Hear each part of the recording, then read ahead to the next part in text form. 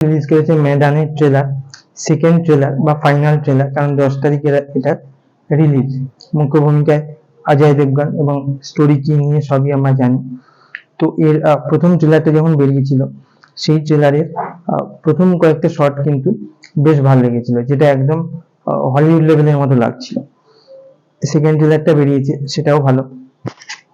এবং এটা যেটা ভালো লাগছে যে সেই সময় যেটা রিক্রিয়েট করা হয়েছে।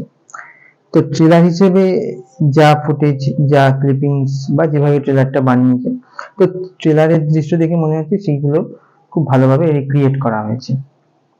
ফুটবলের ওপর সিনেমা খুব একটা হয় না সাধারণত, তো আবার এরকম একটা প্রেমিসিসে এই সিনেমাটার ট্রেলার কিন্তু খুব দেখে বেশ একটা আশা জাগাচ্ছে যে সিনেমাটা ভালো হওয়া নিয়ে।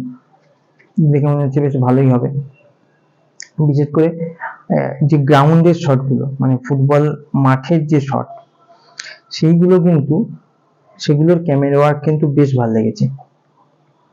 সাধারণত এখানে খুব একটা সহজ হয় না ফুটবলের মতো খেলার ক্ষেত্রে, যে এরকম বডি কন্ট্যাক্ট একটা গেম, এবং বিভিন্ন অ্যাঙ্গেল থেকে যে শটগুলো, তো ট্রেলার হিসেবে দেখে ক্যামেরা ওয়ার্কও বেশ ভালো লেগেছে, কালার গ্রেডিং বেশ ভালো লেগেছে, কারণ সেই সময়টাকে রিক্রিয়েট করা হচ্ছে। এখানে কালার গ্রেডিং একটা খুব গুরুত্বপূর্ণ রোল প্লে করে। এবং অজয় দেবগনের পারফরমেন্স এই টাইপের চরিত্রগুলোর জন্য তো তিনি একদমই ফিট।